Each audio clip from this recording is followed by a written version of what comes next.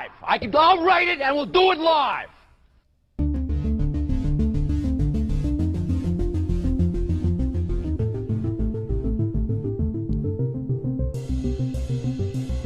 Hello, this is Dylan Moore and Nima Major of IridaTV coming to you today. It is January 4th. It's a Wednesday and it's a brand new year, and we're going to be talking about something very, very exciting, which is the death of globalism round 3. This is going to be based on, I guess, a combination of three things, which is Carol Quigley, our favorite historian, Peter Zeihan, our new guy that we've discovered, who's a geopolitical and demographic analyst who is saying some pretty profound things, and some good ol' MMT, modern money theory. That's right. If you didn't know any better, you would think we are crazy progressives, but we refute that, even if you might think that that's the case.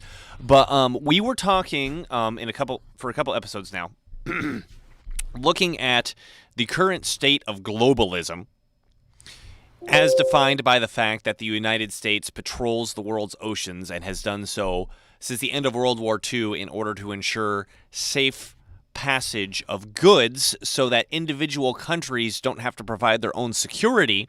And this has allowed a completely different world to crop up that has never existed on the face of the earth. And that system is on the verge of going away because the United States is no longer interested in being the naval protector of everybody else's goods, because the entire point of that was to create a united bloc against the Soviet Union, which dissolved, obviously, in, 91? I think that's the official date for the dissolution of the Soviet Union, right? 1991. And when you couple the end of the Cold War. Yes, when you couple these factors with the depopulation crisis that we appear to be heading into, with the baby boomers more or less around the world failing to adequately reproduce themselves, now entering retirement, and after retirement, of course, they leave the face of the planet, leaving us behind with not enough people to fill their place.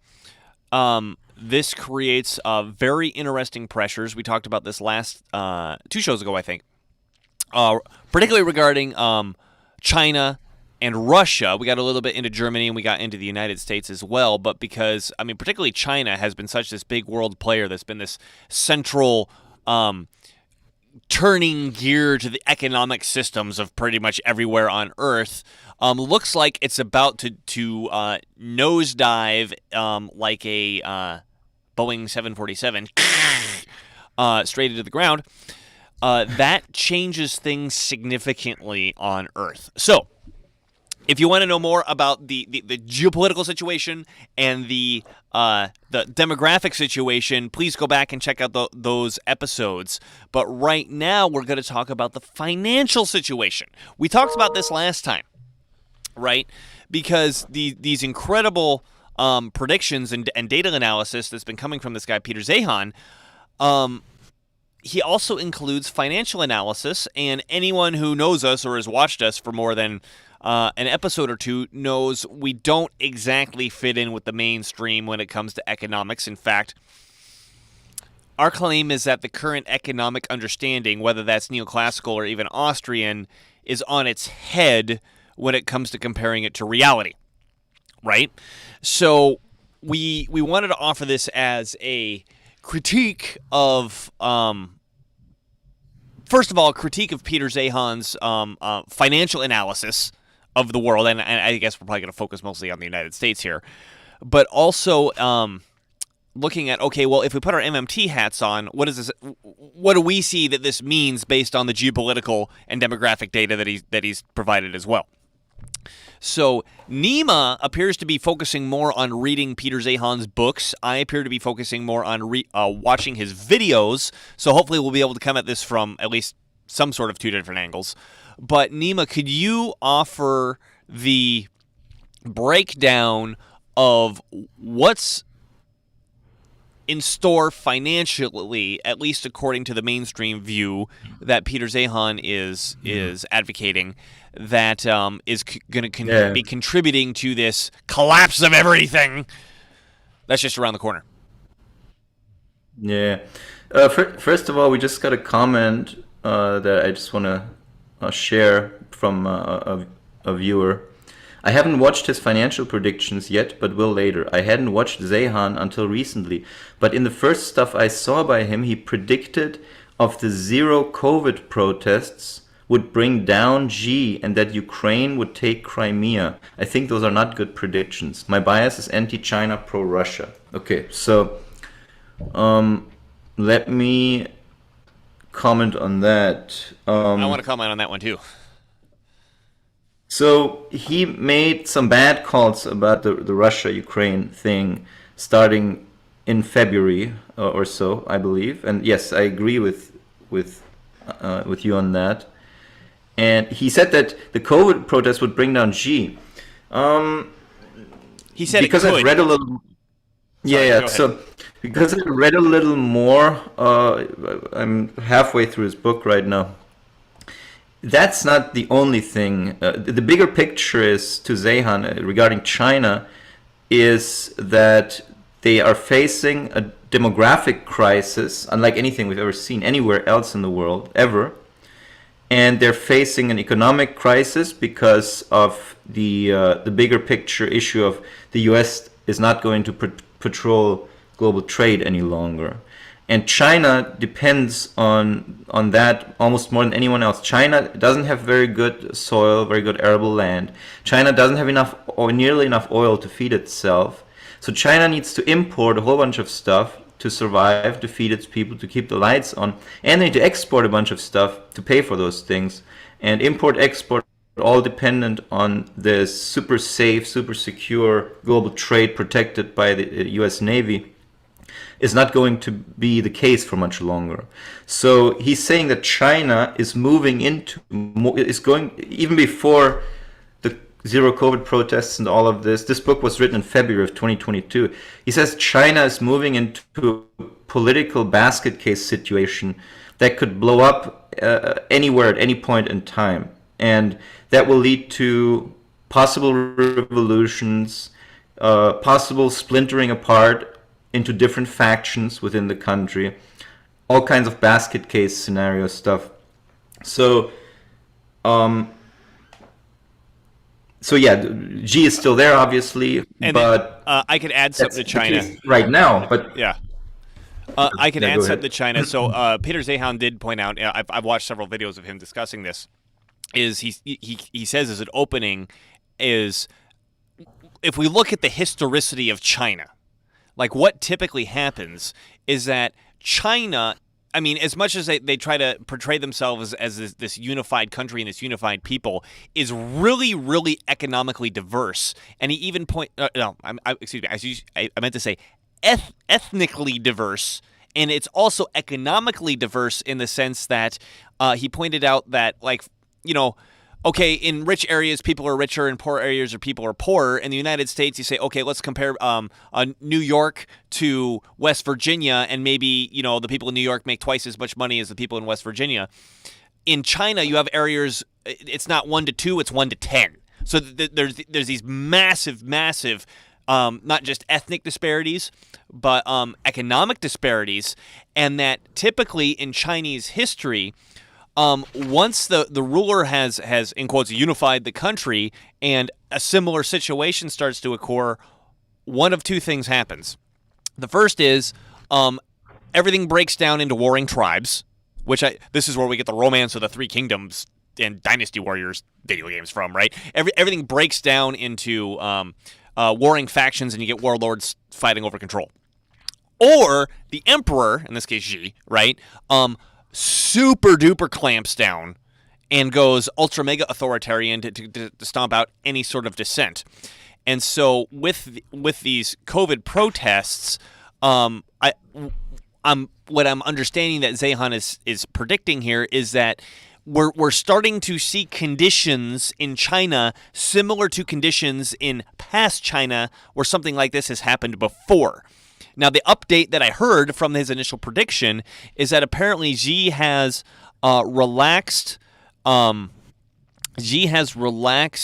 COVID restrictions and has said, okay, local authorities can now implement their own COVID restrictions in order for them to be flexible. However, the problem that still comes with that is the fact that everybody's still fucking terrified of him. And so if you're bad, you get punished because you were bad. And if you're good, you get punished because you just made Xi look bad. So I don't think that his predictions are off the table yet. Xi just may have pushed it down the road a hair. Yes, and bigger picture, just the fact that you have these protests, pretty vigorous protests and pretty violent protests at times. I mean, violent in the sense people are using violence to defend themselves, which I'm not saying that's illegitimate or whatever, but it's all symptoms of the country going crazier and crazier at the moment. And this is all stuff that he has already, his big picture analysis accounts for these kinds of things. Xi is just kind of a flavor on top of the big picture analysis.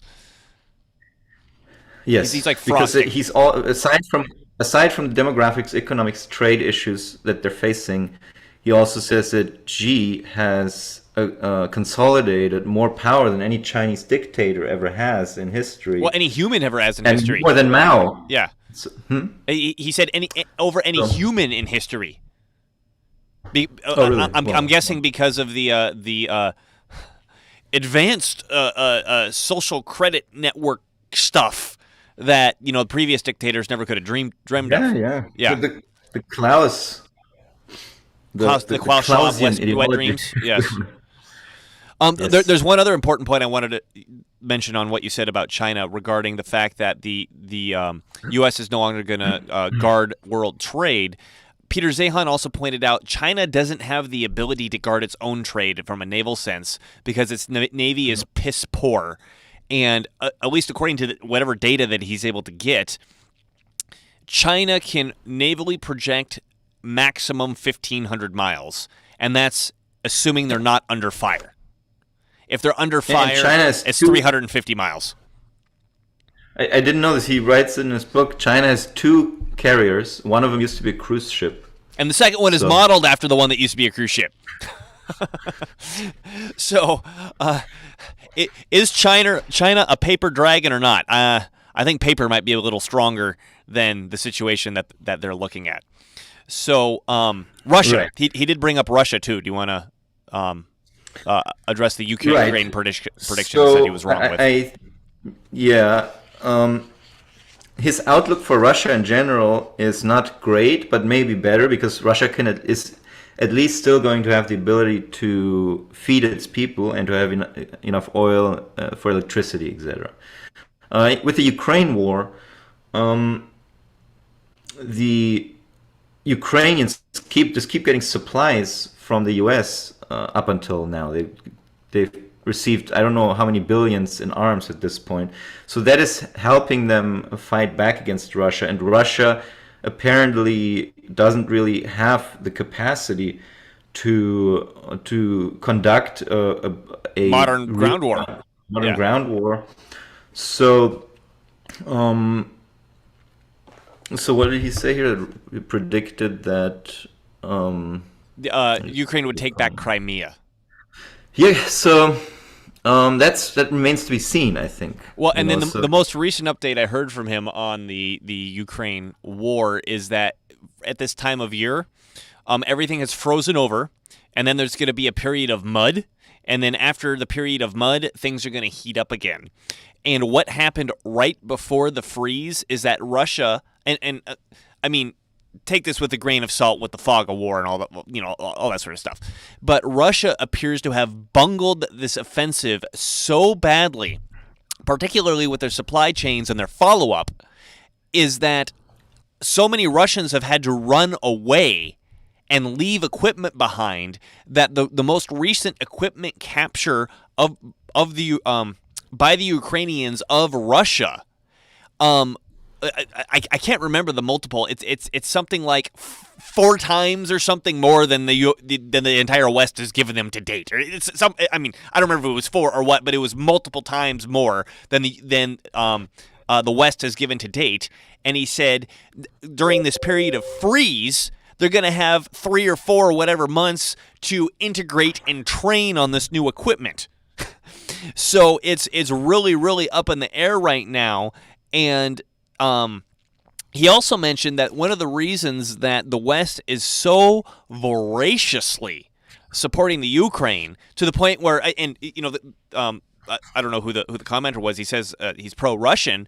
I mean, I'm pro-Russian based on the fact that the news media is just, you know, shoving Ukraine down my throat, right? But when you look at Peter Zeihan's analysis, which is that what Russia is doing, I mean, it's multifaceted, but one of the most important parts of it is the fact that Russia is attempting to extend to its historical choke points, because Russia, unlike Europe, is flat. And if somebody wanted to invade, there's no way to create a border, or, you know, where the movie 300, we're going to guard this passage with 300 people and hold off the army of Persia, because the passage, they can't do that. People could just roll over Russia, and in modern times with modern vehicles, you could drive pretty fast. So since the fall of the Soviet Union, they've lost those choke points, and Peter Zeihan is arguing that since Putin took power, I think in 2001, he is super focused on getting those choke points back. Now, in the Ukraine, there are none of those choke points. All the choke points that he...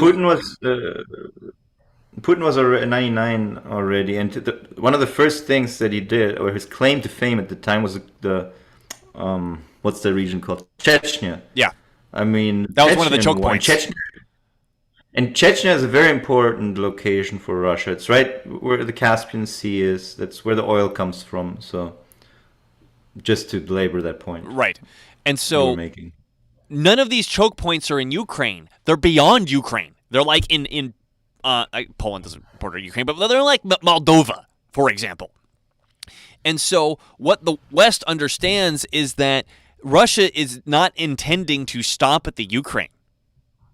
They plan on capturing the Ukraine and jettisoning off from there.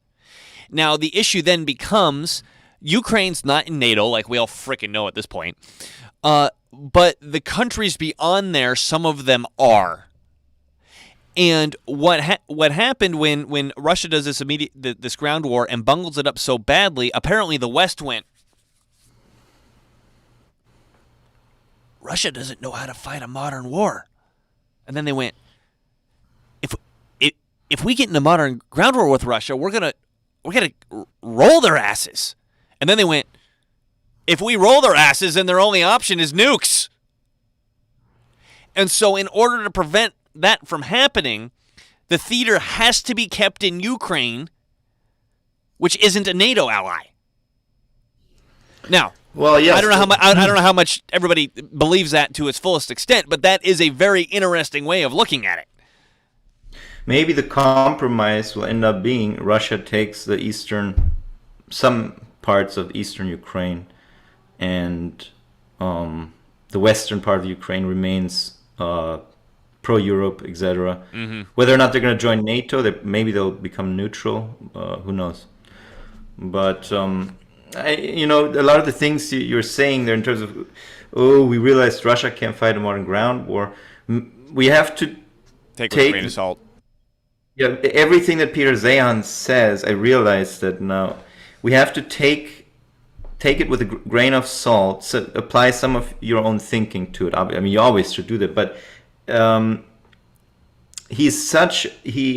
he provides such a big picture. That's why we appreciate what he's done, because we've been trying to get a sense of the Quiglian big picture analysis of where we're going now. So for that, he's helpful. He does have good understanding of trade, I think. He does have some good understanding of geopolitics, geological factors that lead to success and or failure, and demographics as well. So for the big picture, I give him a pass. He's going to make mistakes on the details here and there. We'll get to his take on cryptocurrency, for example, in a little bit.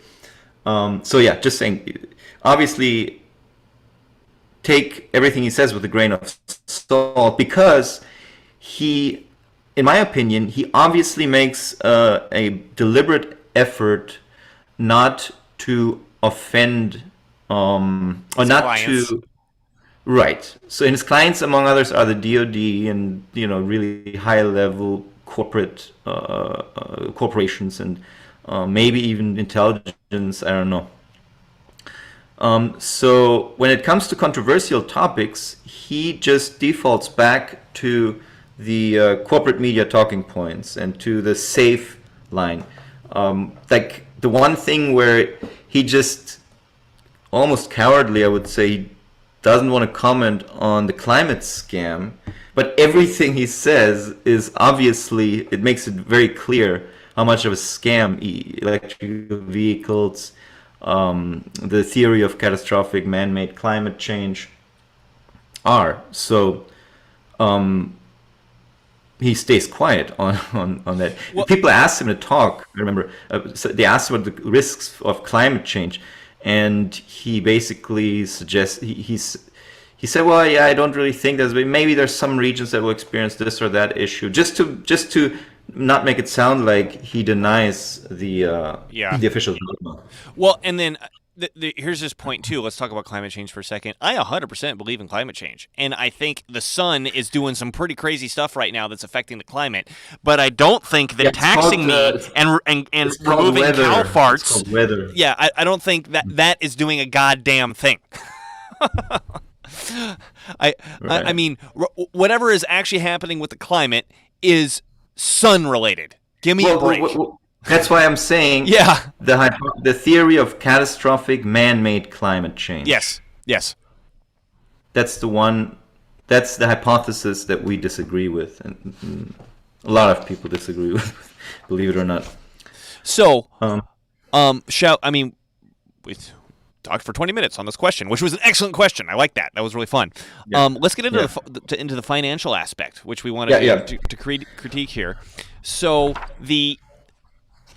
go back a show ago for us to get into detail here, but the overview, as I understand it, is first with, and I'm going to zoom in on the U.S. here, first with the United States baby boomers now entering retirement. They're going to be taking most of their stocks, bonds, or stocks and risky portfolios and moving them into safer things like bonds and cash because they're no longer earning an income and they can't handle the volatility, which is totally normal. And normally this doesn't do much to the economy except the fact that the baby boomer generation is the biggest generation that has ever hit the earth, and it's all happening at the same time. And the fallout from that essentially is a very, very large increase in the cost of capital and a very, very large increase in the cost of labor because these very experienced, this very experienced generation in terms of their job skills is leaving the workforce, right? And there's just to be clear, we're primarily talking about non-U.S. demographics right now. Well, even with the U.S., the baby boomer bubble is bigger than the replacement. Right. Yes. Okay. Yeah. But yeah, we'll get to the these minutiae. So what? And then Nima's been reading more and more of the book, and he's gotten to the financial aspect. Give us the financial aspect from the book. So far we have discussed the origins of society. So far we've discussed in his book, section 1 is about how the modern world was created, basically how it all began, the geographies of success. Section 2 is about transport and how transport on very big ships has enabled this incredibly cheap global transport to the point where the price of a product, something like 50 to 70% of it used to be made up by the shipping cost, to where now it's like a 0.5% or 0.1% or something like that, because you can put so much stuff into containers and can put so many containers onto a giant container ship that per product the transportation cost has come down significantly. So, and of course now the problem with that is that if we're not patrolling the oceans anymore, this will all become much more difficult, and the costs will go up, insurance costs will go up. A lot of people are just not going to do that kind of shipping anymore, he says. So he actually predicts that shipping will be conducted on smaller and smaller ships over time, not on these giant tankers. So then the next part that I got into is finance. That's the next section of his book. He starts by discussing the history of money. So he talks about how different countries in Mesopotamia, in the Mesopotamian era, would barter with each other for international trade, basically. So one of them could provide some good, the other some other good, copper and barley and whatnot. This was this Bronze Age, or when is it Bronze Age? Yeah, this is Bronze Age. Bronze Age is like I think it ends in 1200 BC or something. Yeah, exactly. So he talks about how during the Mesopotamian civilization and what we've called in our discussions the age of the agrarian empires, they established something called the barley standard, where barley became a big medium of international trade. And then the shekel became a currency based on barley. So the shekel became an international currency, international to that region, of course, that you could redeem against barley. And that has sort of harmonized and allowed for some trade in that region to some extent. This is not counter to MMT, because MMT does not deny that barter did happen on an international scale from country to country. One country produces something, another is better at something else. They come to an agreement to well, and then there's still going to be an accounting unit between the two. Yeah. Right. So, I mean, at one point, as the thing advances, he also talks about the problems where at one point there was no real unit yet. So how do you value so and so much copper versus so and so much barley? And then what about tomorrow? Is it going to be the same tomorrow? Do you have predictability? All these things. So that's why the common currency, the shekel, was invented. And a little fast forward. I wouldn't say that he has looked into MMT or anything like that. So some of his analysis has some neoclassical economic undertones, I would say. But I think, it's still useful, big picture. He suggests that the fiat age began sometime around the time of the Spanish Empire. Sorry, no, that was silver. So they started using silver because they could mine so much silver in Peru, the Spaniards, that they started flooding the world with silver, basically, and silver became a common currency. And most of it ended up in China. I don't know if you mentioned that. I don't think so. Yeah. But we've talked about that. But so 1971, then the U.S. goes off the gold standard. He says that was a big change because capital had become less scarce. And I think he's right about that, because as we've discussed, the gold standard forces the government to do austerity and forces a general reduction of production below what would the be liquidity is possible. not available for the general populace. Correct. Yeah. Correct. It's not easy to get a loan. There's stricter criteria because the government is forced to reduce its deficits. And as we've discussed before, that's an arbitrary thing, right? It's a thing that Carol Quigley has also discussed this in Tragedy and Hope. The banking establishment has generally always been pro gold standard, right? And because the gold standard forces lower inflation, forces lower deficits, lower inflation, and for a bank that makes fixed interest income, that's something they're paranoid about, inflation, because they don't want to. Deflation benefits the lender. Yes. Yeah. So then 1971, this changed. if there was a singular rule of finance in the area before 1971, it was that there was never enough money. Currency value was directly linked to some sort of asset, blah, blah, blah. So then came a new era of easy money, easy financing. And he starts by talking about the Asian financial model, interestingly. He says the Asian financial model was based on the notion that capital should serve politics, not the economy. Mm-hmm. So you could achieve political goals by financing everything. And we've also discussed this when we talked about Professor Werner, because and actually Zeihan also mentioned this in this book here. The Japanese Japanese economy was obviously in shambles after World War II. Everything bombed to rubble. The debts on the banks, the debts on the balance sheets of the banks were all worth nothing, and then the Japanese central bank bought all these debts at par value. At value. Well, like if the debt was for $1,000, they bought it for $1,000, not $500. As though they could pay it back. So that goes hand in hand with his analysis of the Asian financial model. The Chinese financial and the Japanese, they have been more open to deficit spending and also just plain old bank lending, which is really just another form of government spending, especially in a country such as China, where they control everything. Banks are state-owned, essentially. So that's the time of easy credit. Then he calls it the Great Conflation, the Euro model. The Europeans are more reserved than the Asians when it comes to finance, but that's a bit like saying Joanne Rivers didn't like plastic surgery as much as Cher.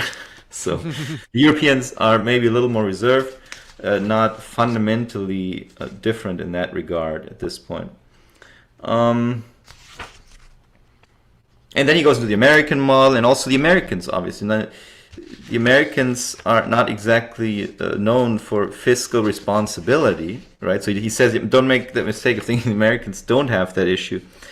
But the Americans have a lot more to back it up, and they do have some advantages that the other countries don't have. Easy business formation, and obviously lots of natural resources, lots of geopolitical safety, all these things.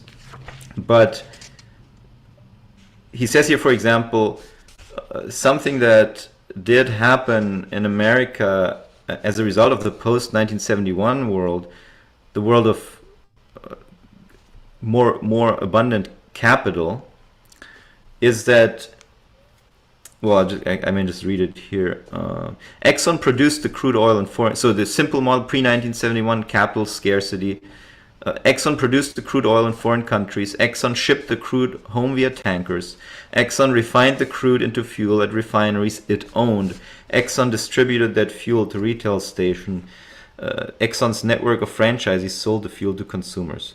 Post-1971, however, the laws of capital were, if not repealed, then certainly loosened. The new structure of capital supported risk-taking almost by default. New firms popped up to handle discrete tasks such as prospecting or transport or refining, rather than the full well-to-customer chain. These new firms swam alongside or even within the internal system of the major energy players. And then he starts talking about Enron, how Enron created basically the market for all these different suppliers to somehow be integrated with one another. And then Enron went nuts and started, doing all kinds of other things.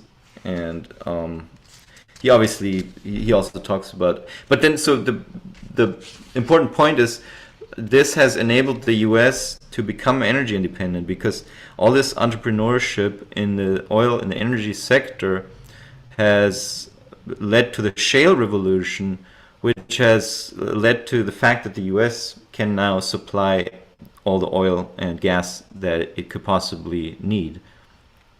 And so he says, while things have been done that were crazy and excessive, we still have all this knowledge and all the companies and the processes and the infrastructure in place to keep the lights on in our country. So then he gets to demographics and capital. So his big picture is basically that during the time when the baby boomers still were in their jobs, so they were mature workers, and mature workers are those workers who make more money than everyone else and who consume less than the younger workers. Right, because they don't have kids anymore. They've already bought their house. They've already bought their cars, Right. etc. Yeah, but their house, but their car, so the big ticket items they've already spent, they're accumulating money, and that money becomes available to put into the stock market. Usually through their 401k programs or IRAs. Right. So he's saying that is, in most parts of the world, that is going to go away because of the demographic decline, because these mature workers are going away. So there's not going to be so many people anymore who want to buy stocks with their 401ks, etc. Sorry, not for, because he also talks about how this will not be as big a problem in the US because, number one, the US has the largest millennial generation in the world. And as the millennials mature into higher earning jobs, etc., they will still be able to do this. Not as much as the baby boomers before, but at least the U.S. has that advantage. And we also have somebody here to replace him, and most other countries. Yes, and also, don't. Interestingly, what he says about the U.S. is that the inequality in America is going to be a big advantage for us because very rich people are less likely to do that thing that you said earlier, where they sell their stocks and buy treasuries and go conservative with their finances. Yeah, exactly. So in the U.S., because of inequality, because of this giant amount of cash that's sitting in the bank accounts of the 1%, they won't be impelled to that extent to sell their stocks. They can bear the volatility, because the reason why we're selling the stocks is when we're older is because we don't want the volatility. But to super wealthy, it doesn't really matter as much. They're still going to keep some money in the stock market. Mm-hmm. But I think the most interesting part maybe would be to go through his specific predictions for a select list of countries as a result of the capital supply dwindling away and the other issues of transport, etc. So he says, okay, so first of all, he talks about Greece. Okay, he says, the Greeks were admitted into the Eurozone despite not meeting, well, any of the requirements with regards to debts and deficits. Then they proceeded to act like a college dropout wielding a distant step-parent's platinum credit card. Total credit expanded by a factor of 7 in just 7 years. The bill eventually came due, the country crashed, and during the following 3 years, the Greek economy proceeded to implode by twice as much in relative terms as the United States did during the Great Depression. By 2019, things were looking, if not better, then at least not quite as bad. Enter COVID. As a tourism-dependent economy, Greece once again dropped into freefall. If the country continues to exist at all, it will be as a ward of someone else. Then Germany. Germany, unsurprisingly, is the polar opposite. The Germans are remarkably conservative in their financial dealings, both as people and a government. But qualifying for a mortgage first requires making regular mortgage-like payments into a sequestered bank account. It's called Bausparvertrag, by the way, in case anyone's wondering. For several years to prove attitudes and bona fides. As such, the Germans avoided the sort of catastrophic financial collapses that bedeviled much of Europe in the 2007 through 2009 crisis. One result among many was that the German economy bounced back first and fastest, leading firms across the continent to put their eggs in the German basket while the rest of Europe withered. 2 cheers for the Germans, but only 2. The establishment of all things German at Europe's center bred resentment throughout Europe. Asterisk on that. Now, we know from an MMT perspective that a lot of this is simply just set up for the fact that Germany's net export, Greece's net import, and they all have a foreign currency, the euro. Well, no individual country has control over the euro. There's this European Central Bank, which, for all intents and purposes, acts like a foreign country and acts like a foreign currency. So when Greece, and I'm not saying those things aren't true and that, but the Greece politicians aren't corrupt or whatever. But we do know simple extension of credit doesn't destroy you. What destroys you is lack of public sector net savings. And because they're not. Greece isn't able to print its own public sector net savings, kinda, and they have this massive trade deficit. Whereas Germany, because they export, they have this mass trade in surplus. They could sit back and go, "Well, look how conservative and responsible we are," right? When in reality, asterisk on the asterisk. Germany no longer has an export surplus, I don't think, ever since oil prices went up so much. But go ahead. Well, okay, so up until that point, that they have this surplus in their trade deficit, and again, I'm not saying that the Germans aren't fiscally responsible and that's good or bad, or the Greeks aren't fiscally responsible and that's good or bad, but the primary issue here is foreign currency, the euro, and private sector net savings when you can't access it through the central government, because the central government is essentially a foreign government in the Eurozone when it comes to money, and the only place you can get it from then is your trade surplus or deficit. Well, Germany has a trade surplus and Greek has the trade deficit. There you go. Right? Nima's sharing something. Yeah, just real quick, this is the German current account surplus over time. And a big drop. So here's where we are now. So it's dropped near zero, but it's still a little bit in the positive. But definitely the years of Germany as this export country have come to a pause for now, at least, related to the gas issue, the Russia situation, all of that, I suspect. Right, and anyway, which, according to Pierre Zeihan, it has a good chance of never actually getting resolved. But again, we'll see into the future. So also,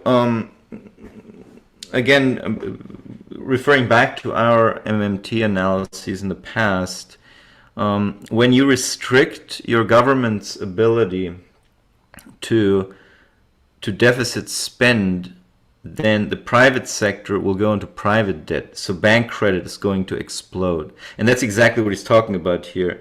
The Greeks have been so crippled economically due to the restrictions of the European Treaty that they've had to borrow a bunch of money in the private sector. And a lot of credit expansion beyond the private sector's income to pay the debt, that is indeed bad credit expansion. Right. That is problematic.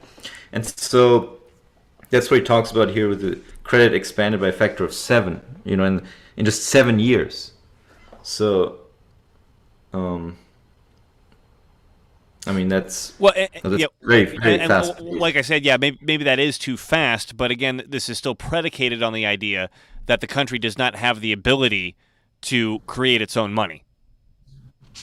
Yes. In the MMT sense that we've described in previous episodes. Right. They do have the ability to create euros, but there's a cap. Yeah, so that's what I meant. Kinda. But but if they're going 7 times in 7 years and there's a cap on their ability to do the private sector net savings, that's probably too much too fast. Yes. Yep. A far from insignificant amount of that resentment put down roots in the United Kingdom, where the 2007 through 2009 crisis emboldened economic and ethnic nationalists to push for separating the kingdom from the European Union.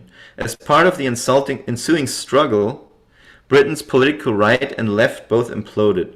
Populists ultimately took control of the British political right and led the kingdom through the haphazard process we know today as Brexit, while the left fell under the control of barely whitewashed neo-fascists for a time. For a time? What are you talking? And how is that not the left? The case. How is that not the left the world over, by the way? Anyway, the credit build in Hungary in the 2000s was among Europe's biggest, expanding by a factor of 8. Much of that capital flooded into the housing market in a way that would make American subprime financiers blush. putting people with minimal income or credit histories into homes they could not pretend to afford. Making matters worse, most of the loans were in foreign currencies, so when the inevitable currency swings occurred, even Hungarians who were able to afford their homes under normal circumstances suddenly saw their mortgage payments double. The ensuing economic and financial chaos hardened the political landscape against outsiders of all flavors, and then he talks some crap about Viktor Orban that I'm not going to read out because You don't like it's it. just Well, Well, let's introduce something here. What he mentioned that all this credit is swamping into the housing market. Well, what did Professor Richard Werner say? Is basically because the entire banking cabal, whether they're doing it through ignorance or nefariousness, they don't understand, or they're pretending not to understand, that banks don't need assets. Like holding hard assets to protect them from economic crashes doesn't do anything.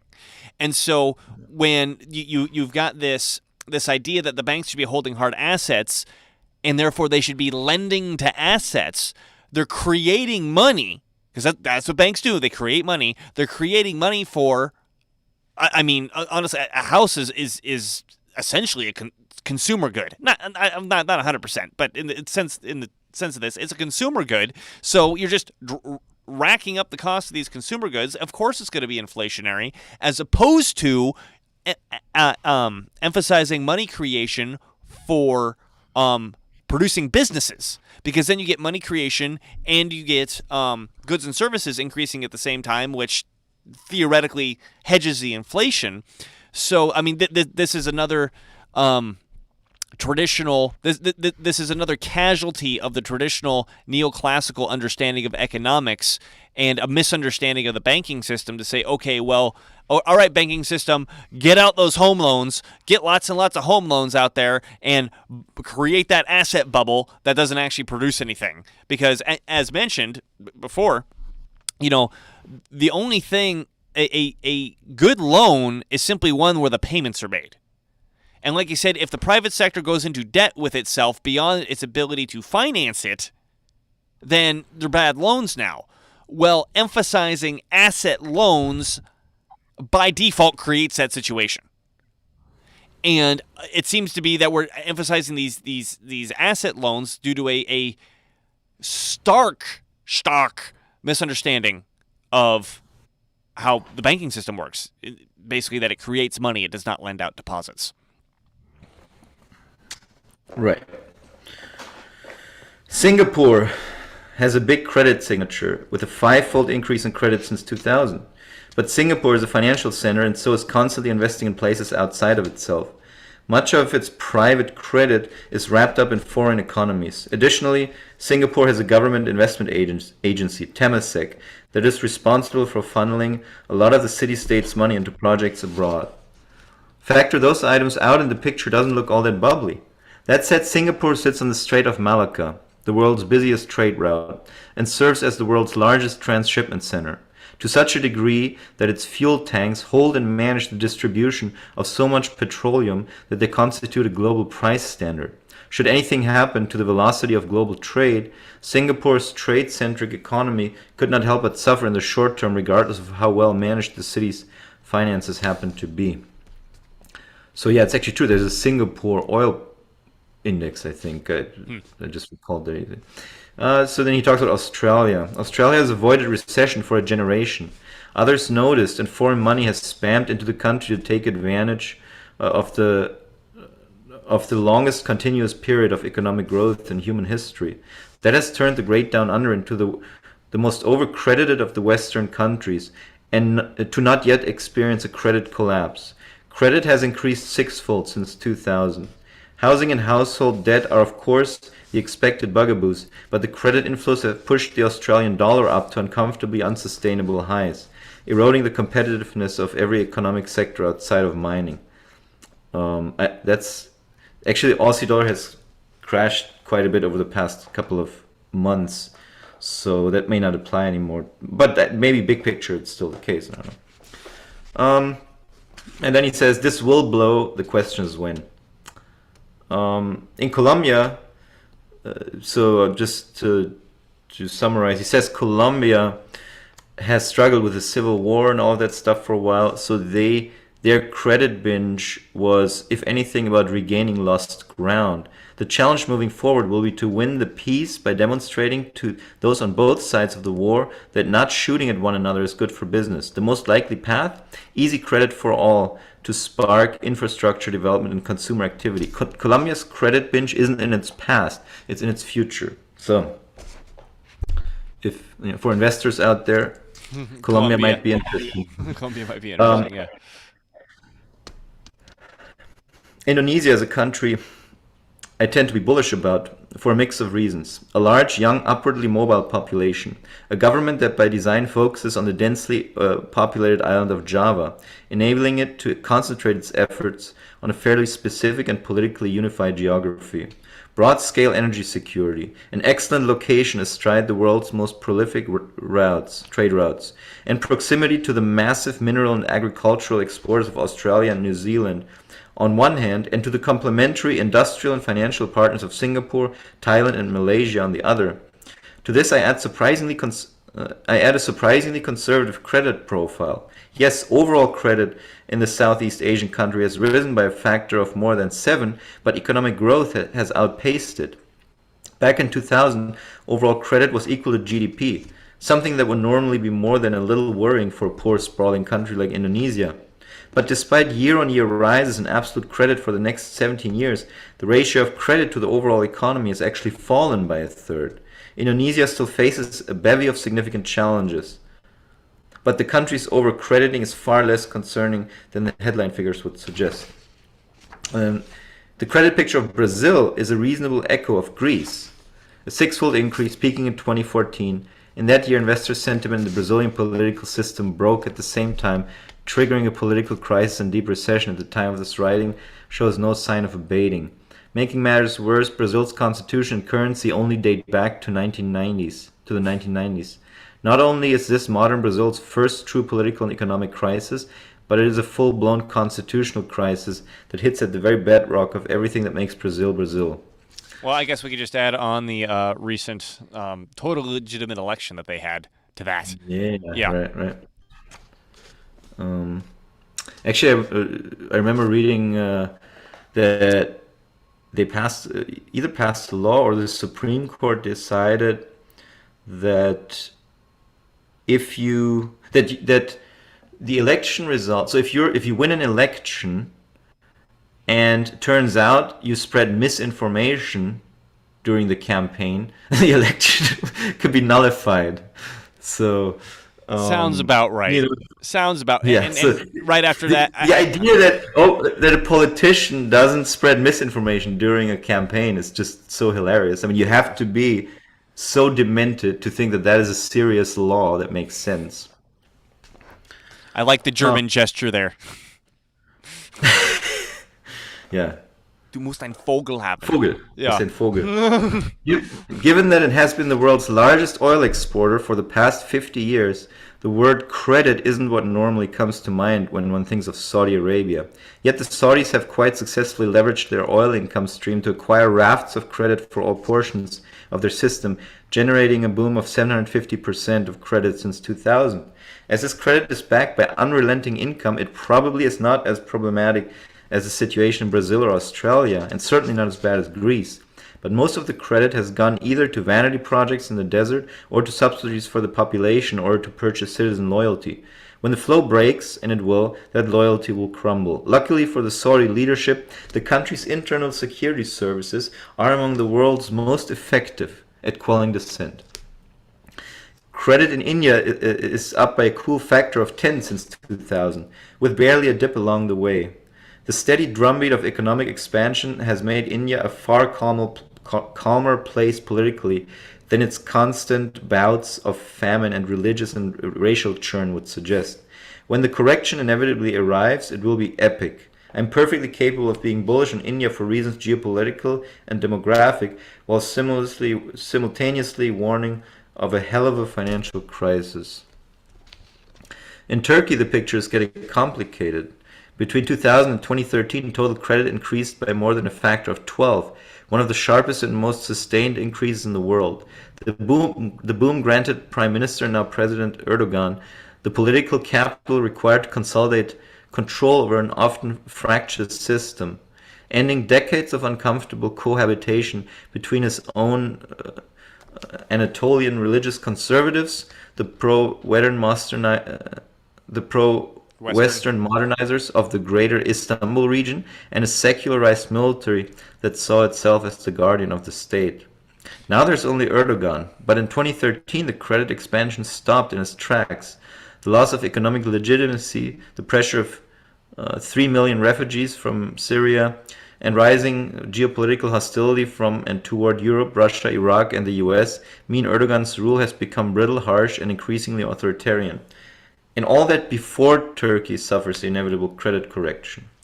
Are all of these countries signed on to the Basel approach, do you think?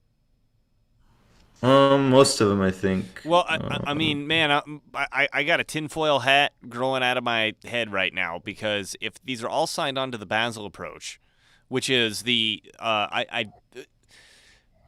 as Richard Warner points out, it's basically an idea that promotes creating credit for asset purchases, like we just described as a terrible idea. That's the international banking standard, is do really, really stupid stuff with your banks. And it sounds like, because Peter Zeihan's going over this credit expansion, and as we just emphasized, it depends on what the credit is expanding into. Is it expanding into productive businesses, or is it expanding into asset purchases? And then if we back that up with an MMT understanding, we go, well, what's the private sector net savings doing behind that? Right? Yeah. So I'm just looking here. Germany is a member. Greece is not a member of the Basel. Is that what we're talking about? Yeah, actually, but the European Union is a member, so it doesn't matter whether Greece. So right. Every European Union member country technically has agreed to this. France, Germany is a member. China is a member. Brazil is a member. Australia is a member. Indonesia is a member. Japan. Well, with China, I don't believe them on being a member of anything. Like, oh yeah, well, we'll do that. We'll do that. Do something Singapore, else. Yeah. Saudi Arabia, Turkey. Yeah, this lines up exactly with what you just said. So if all this, they got all this credit expansion that's dumping into assets, it sounds to me like a bubble is being intentionally pumped up here. Right. At the time of this paragraph's edition, February 28, 2022, so he added this paragraph into this analysis, Russia is being melon scooped out of global finance as punishment for the Ukraine war, the Russian central bank included. By the time you read this, the world will have a fascinating, horrific case study of true financial disintegration. Nor is Russia done. Beset with a population aging into decrepitude and a system that has given up educating the next generation, Russia's credit collapse is but one of a phalanx of factors capable of ending the Russian state. It's like, I don't know what he means when he says stuff like ending the Russian state. What do you mean? Like, country disappears? I guess the control network disappears because I mean, hold on. Maybe revolution. Well, and let's talk about some of the factors of Russia that we didn't mention earlier. I may have picked some up from the videos that you haven't picked from the book. One of the really big ones that's happened since the Ukraine war started is something on the order of, last I checked like a month ago, 1 million Russian men have left the country because they don't want to get conscripted, because in Russian history, well, how do they fight wars? They just throw bodies at it, and if you try to run away, they shoot you. Right? And I know I can confirm that from my anecdotal stories, because my fiance Katya is Russian, and her family has lots of friends who are trying to flee the country. Yeah. Trying to come to the US through Mexico, all this stuff. Well, hold on, I wanted to add this. So when you add that to the fact that the men that they are conscripting are getting sent to Ukraine as cannon fodder now, and Peter Zeihan points out historically Russia has never given up on a war until they have at least 500,000 dead. Add that to the decrepit population, right? Where one of the reasons that Peter Zeihan argues that Russia decided to go to war now is because now is the last fucking time ever that they'll have enough fighting age men to go to war, because there's not going to be enough after a generation. Add that to the fact that the educational system is disintegrating. I watched another video on that basically so much is getting clamped down in the educational system that if you're a professor and you question the war, you get fired. We know what that looks like. So the educational system's disintegrating. So I agree with you. I don't understand what it means that the state will end, but these are big factors that are just going to be like, okay, the largest geographical political unit on Earth, can it hold itself together with this going on? The question isn't will the Russians go out swinging. Russia's invasion of the Ukraine is testament to that. But instead, who else will they swing at? Overcredited countries beware. Credit collapse can be caused by any number of actions or inactions. They do not require war or sanctions. Not to belabor the point, but the absolute financial blowout that is China has generated the largest and most unsustainable credit boom in human history, both in absolute and relative measures. The Chinese will exit the modern world just as they entered it, with a big splash. The only question is when. If I had the answer to that, you wouldn't be reading this book, because instead of struggling through edits, I'd be idling away my days on the Peter Virgin Islands. Because you would have made appropriate investment decisions, I presume. Yeah. I guess so, yeah. So here's a chart of total private credit. And I mean, I don't need you to see all the details, but just the biggest one there that's blowing up the chart, that's China. And the other one's like the US is somewhere down here. Credit expansion since 2000, basically. And so, sorry, but people talk about the US being financially crazy. This is the US here, this little line down here. The dark black line on the bottom? Yeah. So we're the most conservative. Holy shit. Yeah. Well, yeah, and this is another interesting takeaway from this chapter, is that the US at this point has the most stable banks in the world. Stable in the sense of they have the most stable assets on their books. The quality of the loans on the books of American banks are the safest and most stable out of any banks in the world. And that was the finance section. Next section he gets into. I just want to read the last little paragraph, sentence. Yeah. Finance. On top of that, if what we know, or at least what we think we know, is already fading away in America, in the here and now, then what hope does the rest of the world have for figuring out the future? Now that everyone is cheered up, let's talk about what happens when the lights go out. And then he goes to energy. Next big section. Well, let's mention this on finance, right? So, I mean, what he described, it sounds, as far as I can tell, accurate.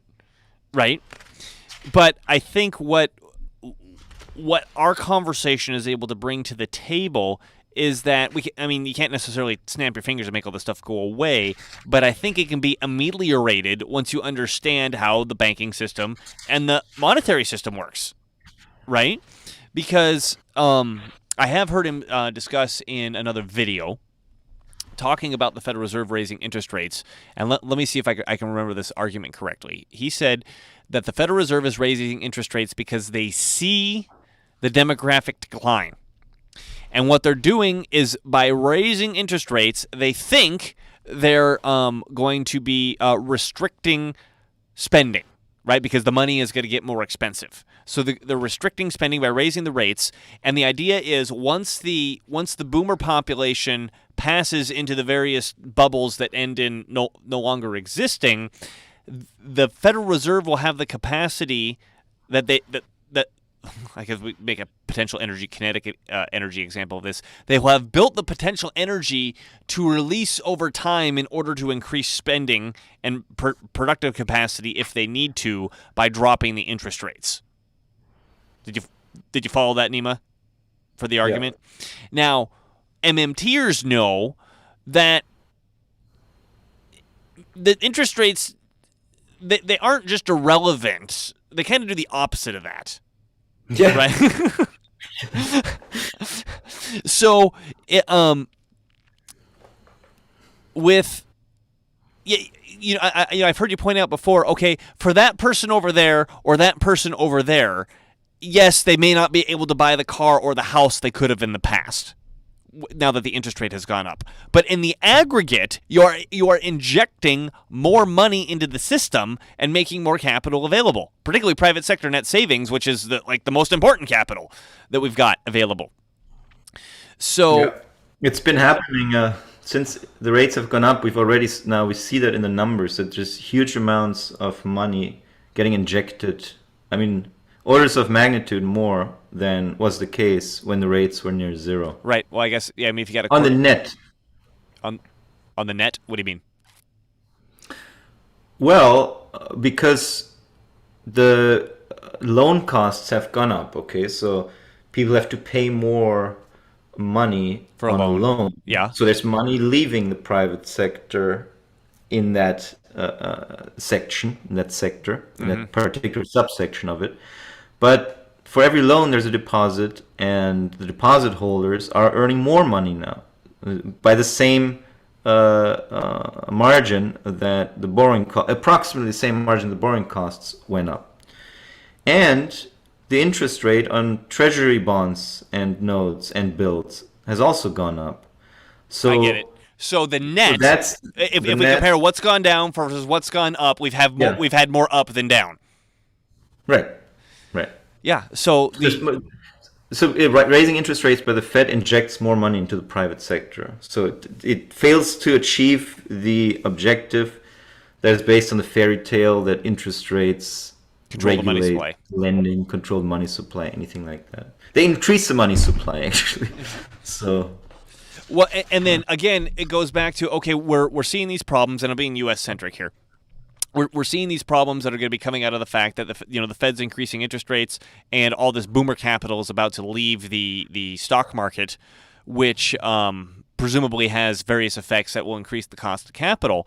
But if we understand that the government prints the money, right? There's no such thing as the government collecting money and then spending it. Right? When it collects money, it vanishes into thin air, and when it prints money, it comes out of thin air and gets distributed. So, and then on the banking side, there's no taking of deposits and then lending out deposits. That doesn't happen. What happens is when a loan is made, that money's created out of nowhere and it's extended. So if at any point we're talking about credit crunches, I'm not saying it could be completely fixed by addressing this the way that we're describing, because money that comes from the private sector comes with different strings attached and expectations and different underwriting than the capital that comes from the commercial banking system. But specifically that, if the commercial banking system, if their limit is not deposits and not reserve ratios, but their limits are willing and able borrowers. A willing and able borrower, there's really two variables there. What's their income, and what's the frickin' regulation, right? If the regulation is, okay, we only make so many house loans, and even though you got the income, I'm sorry, we only make so many house loans, or whatever. There's three factors. What's the another factor? Well, another factor is the risk of the borrower, basically. Oh, that the bank assesses. Yes. Yeah. So by dialing those things around, you can completely change the availability of credit. We mentioned this in the last show. I mean, for example, recently I just did an SBA loan to acquire a business, and they put me through some fucking rigmarole to sign all the papers and get everything straight to get that SBA loan, which is that's what it's supposed to do. I get it, right? Because here's why. This is how an SBA loan works. I figured this out. You do not get money from the government for an SBA loan. And in fact, most SBA lenders are what's called SBA preferred. And what that means is they don't even need to talk to the government to make that SBA loan. So I got confused. I'm like, well, what is it then? So an SBA loan guarantees a certain amount of the money back. So let's say I buy this business, the next day I turn around and I default, that they lent me $100. They can go back to the federal government and say, hey, we lent this guy $100. We had an SBA guarantee on it. You give us a percentage back. That percentage is something like 75 cents on the dollar, right? So they get $75 back. So what the bank was really putting me through the rigmarole for is when, if I were to default and they go back to the federal government to say, okay, we want this money back, there's some agent, there's some bureaucrat that goes, okay, show me all the stuff that you made sure that you followed the SBA rules before you handed out this loan, and if you didn't follow them, we don't give you the money. Right? So, if they change those rules, the banks are going to lend out SBA a lot more easily because they've got this, okay, what if it's 100% backed up instead of 75% backed up, right? What if they say, okay, well, do 20 things to assess for risk. That's what we were doing before. Now do 10 things to assess for risk, and that makes it that much more available. Oh, the maximum amount that someone can get on a SBA 7A loan is $5 million. Make it $10 million. Whatever, right? I mean, there's all, and I'm just focusing in on the SBA in this little corner of lending in the universe because I've interacted with it myself and I could say something about it. Right? This is all controlled by regulation. The money's created out of nowhere, both from the government and from the banking system. So if we ever in a capital crunch, the way that we increase the capital from those sectors is simply by addressing regulation. Yes. Yeah. So the idea is that, okay, just because there's fewer mature workers, so fewer people who want to buy stocks, that doesn't mean that can't be replaced by exactly. bank Thank lending, you. some other methodology. Yeah, absolutely. I mean, then again, if you're practical or pragmatist like Peter Zeihan, maybe he's also factoring in, well, how likely are these things to change politically? Right. Well, we might agree with him on that. Right. Is a political will there to make these changes? The kinds of changes that Professor Werner is asking for example, a community bank-based lending system. Or what Warren Moser's asking for, which is like, payroll tax holiday or yeah, whatever. Right. In the U.S., we're so used to everyone having stocks. I remember when I was growing up in Germany, not a lot of people had stocks. It wasn't really a common thing that everyone did. In fact, also on top of that, in Germany, a lot of people are promised a pretty big government pension. So that was considered their retirement. Then maybe they would buy some bonds and have money in savings accounts. So yeah. So let me comment. Before we go too much farther, I do have something here coming up at 1:00. Which means I got 7 minutes to jump. So can you get your point out in that amount of time, or do we need to do another show? Okay, go for it. Well, yeah, so just the idea why I obviously always take his stuff with a grain of salt, because his analysis of cryptocurrency is completely underwhelming to me and kind of almost a little bit shocking, considering that he's this future analyst about the future and the big trends and whatnot. Well, we've had cryptocurrency for 14 years now. It seems to be kind of relevant. He says that's a symptom of overcapitalization. Maybe all this swaths of capital that have been available from the mature workers has created the excess liquidity that can say, okay, hey, I got some extra money, I'll buy some Bitcoin or whatever. That's yeah. The same capital is also responsible for recent explosions of stupid. In early 2021, a bunch of gamers hurled so much capital into the video game platform GameStop that it briefly became one of America's most valuable firms, despite being about to file for bankruptcy. Cryptocurrencies like Bitcoin are not backed by a government, are not readily exchangeable. Can I interrupt on that one about the GameStop thing? That was a political move. Right, the whole GameStop thing was rallied around the idea that some big hedge fund had shorted GameStop, and they were trying to short squeeze them. It was a political move, not an investment move. Yeah, they succeeded at short squeezing. The cryptocurrencies like Bitcoin are not backed by a government. They are not readily exchangeable. Wrong. Are not useful in making payments. Wrong. Have no intrinsic value. Let's see. We argue that the case whether or not that's the case. So right now, people are paying $16,800 for one Bitcoin. So also wrong. He says intrinsic value, as if any currency has an intrinsic value. Value is by definition extrinsic. Value is assigned by a human who sees value in a thing. Right, Market, which is, I mean, we're kind of hearing the barter theory of money, gold standard interpretation coming out of this. Yes. This is Peter Schiff lingo. No, intrinsic value is a contradiction in terms, and are primarily generated by Chinese magnates seeking an end run around sanctions.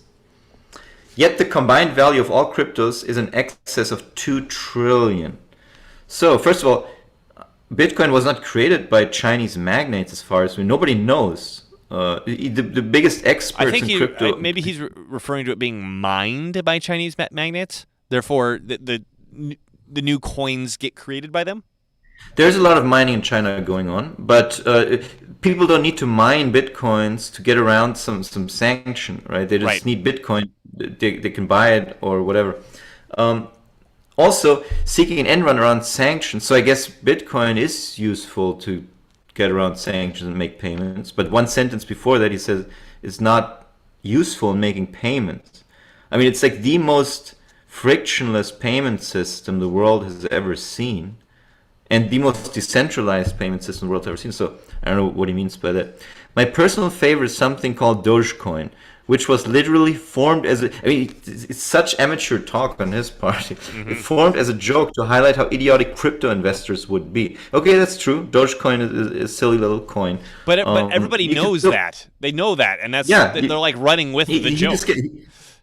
He gets so excited with these talking points. At times, the total value of Dogecoins is top 50 billion. All of this and more is textbook overcapitalization of a nearly Chinese scale.